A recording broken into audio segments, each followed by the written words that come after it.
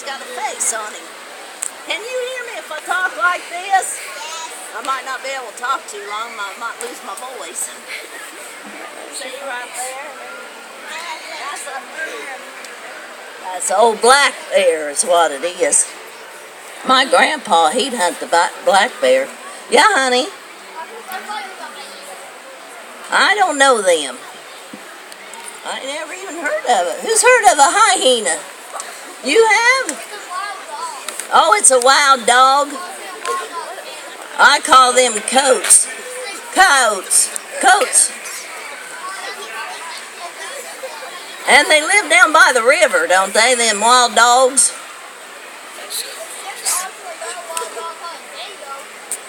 I don't know nothing of that. He knows everything I don't know. Well, like I was saying, my grandpa, he was an old bear hunting man. He'd go out in the woods every day and he'd hunt the bear. He'd come back in at the night. He'd sit in that chair by the fireplace and he'd hang me on his old knee when I was just a little spit like that. And he'd say, "Oh, Molly, you wouldn't believe what was after me today. Biggest thing I ever set my eyes on." He said, I was standing out there in the woods. Does this move up? I got it. He was standing out there in the woods. Maybe. You probably just take it off the... Oh, I tell you. You just probably take it off These men and their fancy things. Anyhow, look at that right there. My grandpa, he said that's the biggest bear he ever got right there. And that's his foot. Can you tell? Well, because my grandpa meant so much to me, I made an old pouch out of it. And my grandpa, he gave it to me because I meant so much to him. Well, inside that pouch right there, because my grandpa was so special to me, I keep all my memories in there. Any of you got memories? You do? You do? You do? Yeah, that's what I thought. Well, you know what? I can share some of my memories, but you can't share all your memories because you know what happens if you do? Then they don't mean nothing to you no more. Nothing. Any of you want to see some of them? You do? Well, I keep my pipe in there. But that ain't cause it's a memory. That's just a place to hold it. Well, the potter man, he makes them pipes. And makes them out of clay. And I remember when I was about her size right there, my grandma, before she done anything of the morning, she'd wake up, her feet would go on that old dirt floor in the old log house. She'd put that pipe to her mouth like that. And then she'd have to hang on to the side of the bed, and she'd go, She done that all day long, till her feet went back up at the night. And you know what happened? Awful thing. The good Lord called her back. And I thought, oh my lands, I've had that pipe in my hand right there since I was just a little spit, and I don't want the good Lord calling me back. So you know what I done? I put it down. And I went out in the woods, and I was having just a good old day. Next thing I knowed, I looked in my hand, and there it was. Right there back in my hand again. I thought, well, how'd that get there? I put it down and went on. Well, I put it down again and I went on. I got down there by the old pond. My favorite place to be to watch the old bullfrogs are swimming. You know how they do. And I was sitting there, and next thing I knowed, that old cow, she come up over the hill. And I looked at her, and she was a-chewing on her cud. You know how you do, like you chew on old chewing gum, or like you're chewing on something right there, them fellas, like that. Like that, like a piece of candy or something. And that's what happened. See, I looked at that old cow, she was a-chewing on her cud, and I thought, well, that's it right there. She chews on her cud, and that's what levels out her head. And I thought, for land's sakes. So I put that pipe in my mouth, and you know what I was thinking? Folks say it's the smoke coming from the fires what levels out your head. It ain't that at all, it's the chewing. That's all you need, something to chew on. That's good, ain't it? That's what I was thinking. Look right there, I got my old eating knife in case you ask me to stay, my belly's rumbling. I can line my peas on there like crows sitting on the old fence and just let them roll in. Don't never put nothing sharp in your mouth. Well, this old eating knife, it ain't sharp, it's to eat with. So, you know what you do is you eat with your eating knife and you hold and push with this. If I find it in here. My old fork. Now that's for holding and pushing. Eating knives for eating. And I remember this one woman, she was holding and pushing with her fork, eating with her eating knife, and talking all at the same time. You know how women do once in a while.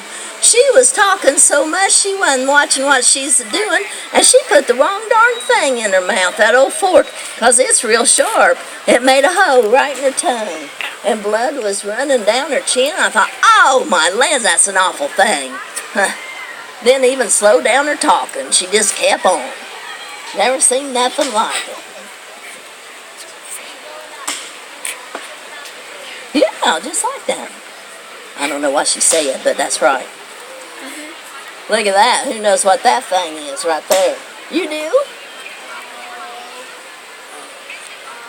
It's a foot. Can you tell that? You know what kind? Turtle foot. That's what it is. It's old turtle foot. Let's see if I can find it. I got it on the snake. Look at that right there. That's old turtle's back right there is what it is. Now, he ain't in there. He ain't home. Can you tell? I didn't get that. Well, here's what I done. She wanted to know how I got that. I went down there to the creek. He lives in the mud down there in the bottom of the creek. And you can go down there. You take your boots off. Now, you can leave them on if you want, but they ain't going to last you as long getting wet, dry, wet, dry, wet, dry, over and over like that. So he got out there, I get out there, and I walk around. When your foot goes, you know that's the turtle back by the way it feels to your foot. So you reach down, you find the edge of him. And when you get there, you don't put your fingers down because he'll take them plumb off of you. Keep on going around till you find them points on there. See them? You know that's his back end. So you grab his tail out of there, and you hold him clean out away from you like that, because no matter how big a snapping turtle is, his neck is always as long as his back. He'll reach up on your arm, and he'll clamp down, won't let go till the sun goes down. Or if it thunders, he'll let go then. Put a big old stick in his mouth. He'll clamp on that, then you can carry him by that stick. How's that? And something else, you know them big holes in the creek, the side of the creek, up there in the bank? He'll go in there, he'll crawl up in there, you can reach in, grab his tail, pull him out, because he always goes head first. He ain't smart enough to turn around. That's good, ain't it? And he makes good soup. Anybody ever had turtle soup? I bet he has. See, I knew it. Let's see what else I got in there. Oh, look here. Can you tell what that is? It's a piece of soap. It's just an old piece of soap is what it is, and you know what? It's made out of possum fat. They call me the possum woman because I take in all the baby possums that don't have mamas, and I care for them till they can go on their own. Then I turn them go when they can go on their own. And, well, spring and fall, well, the one I got right now, I had her down by the creek. Awful thing happened. She went down an old groundhog hole, and I can't get her out. But I can't never eat nothing that I know it makes it taste bad. Can't even swallow it. And, you know, I don't think I knew that one because I didn't look like I knew it. Anyhow, Grandpa done it anyway. But you know what you got to do? You got to have your fall bath. I was just talking to a fella about taking a fall bath, and it's about time to do that. And I can tell some of you need it bad. Well, what you do when you have your fall bath, you go down there to the creek or the river. Don't tell nobody where you're going to be, and go behind the cattail so nobody can see you. Well, you cut off your old long underwear, or, well, that's in the fall, because you've been wearing... Now, wait a minute, I got my seasons mixed up. I told you I've been under the weather. Well, the summer's here, the fall's coming, you go down there, you jump in, you wash up, you come out, you dry off, and you're smelling real good. You stitch your long underwear right on you. You sew in. That's what you do. You ever sew in? So then you go through the cold, and you're staying real warm because you got all your long underwears on you. Well, you go down there, and then, in the spring, you cut all your long underwears right off of you. You climb out of them just like a snake does his skin. You shed them. That's what you do. You shed your old long underwear. And you jump in there and you wash up, and then you're smelling really good. That's what happens. Spring bath, that's your spring bath. Summer, you don't need to take one. You can stand in the rain once in a while if you want to. We'll see what it... Yeah. Look at this right here.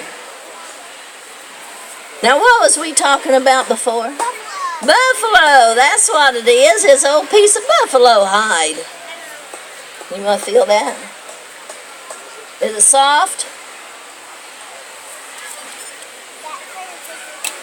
It ain't soft, is it? Now, buffalo, I don't know if you ever heard of them blankets. They're white, and then they got stripes on them. They're called Hudson Bays. Ever heard of them? They got different stripes, like a red stripe, a yellow stripe, a green stripe. Maybe red, did I say red? Anyhow, when the Hudson Bay people first started making their blankets, weaving them and stuff, they used buffalo hair to spin them up and to make their blankets out of. And you can always tell because it's not soft. They're not soft like the ones, that you might feel today. I like soft things, don't you? Well, I thought. Let's see what else I got in here. I got my old sleeping quilt in there. It needs a little bit of mending.